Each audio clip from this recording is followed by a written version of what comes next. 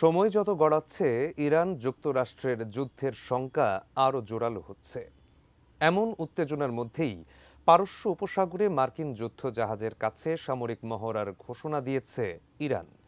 এরপরই তীব্র প্রতিক্রিয়া জানিয়েছে যুক্তরাষ্ট্র। এ নিয়ে বিস্তারিত জানাচ্ছেন মাহাদি হাসান। মধ্যপ্রাচ্যের সবচেয়ে গুরুত্বপূর্ণ নৌপথ হরমুজ প্রণালী, যেখানে 2 দিনের সামরিক মহড়ার ঘোষণা দিয়েছে ইরান।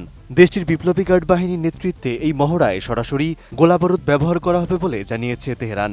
এতে নতুন করে আঞ্চলিক উত্তেজনা বাড়ার আশঙ্কা তৈরি হয়েছে মধ্যপ্রাচ্য জুড়ে। এই ঘোষণার পরই তীব্র প্রতিক্রিয়া জানিয়েছে যুক্তরাষ্ট্র।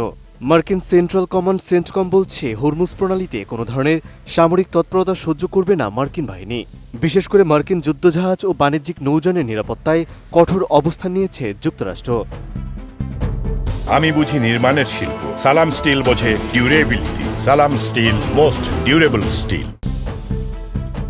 কাতার ভিত্তিক সংবাদ মাধ্যম আল জাজিরার এক প্রতিবেদনে বলা হয়েছে, এই মহড়া এমন এক সময় ঘোষণা করা হয়েছে যখন যুক্তরাষ্ট্র ইসরায়েলের সঙ্গে ইরানের আঞ্চলিক উত্তেজনা চরম পর্যায়ে। ফলে এই সামরিক তৎপরতাকে নিছক মহড়া হিসেবে নয়, বরং শক্তি প্রদর্শন হিসেবে দেখছেন বিশ্লেষকরা।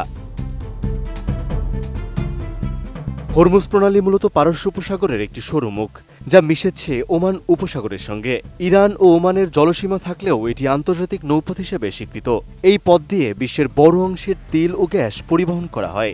তাই রোববার থেকে শুরু হতে যাওয়া এই মহড়াকে ঘিরে এখন আন্তর্জাতিক মহলে চলছে নানা আলোচনা সমালোচনা। কারণ হরমুজ প্রণালীতে সামান্য উত্তেজনাও বৈশ্বিক বাণিজ্য ও জ্বালানি বাজারে বড় প্রভাব ফেলতে পারে। এর আগে ইরানকে চাপে রাখতে বেশ কয়েক সপ্তাহ ধরে পারস্য উপসাগরে সামরিক উপস্থিতি জোরদার করেছে যুক্তরাষ্ট্র। একের পর এক যুদ্ধজাহাজ ও নৌবহর মোতায়েন করা হয়েছে মধ্যপ্রাচ্যের দিকে। এরই অংশ হিসেবে এবার ইসরায়েলের ইলাদ বন্দরে বহুমুখী মিসাইল ডেস্ট্রয়ার নোঙর করেছে মার্কিন নৌবাহিনী। এই উত্তেজনার মধ্যেই তুরস্ক সফরে যান ইরানের পররাষ্ট্রমন্ত্রী আব্বাস আরাকচি। আঙ্কারার প্রেসিডেন্ট রিসেপ তাইপ এরদোয়ানের সঙ্গে বৈঠক শেষে তিনি জানান, ইরানের প্রতিরক্ষা ও ক্ষেপণাস্ত্র কর্মসূচি নিয়ে কোনো আলোচনা হবে না, তবে ওয়াশিংটনের সঙ্গে ন্যায়সঙ্গত সংলাপে বসতে প্রস্তুত রয়েছে তেহরান। এদিকে ইরানের সঙ্গে যোগাযোগ রাখছে রাশিয়া। গত শুক্রবার মস্কোতে তেহরানের শীর্ষ নিরাপত্তা কর্মকর্তাদের সঙ্গে বৈঠক করেন প্রেসিডেন্ট ভ্লাদিমির পুতিন। এই বৈঠককে সম্ভাব্য সংঘাত এড়াতে কৌশলগত আলোচনা হিসেবে দেখছেন পর্যবেক্ষকরা। মেহেদী হাসান, এটিএন নিউজ।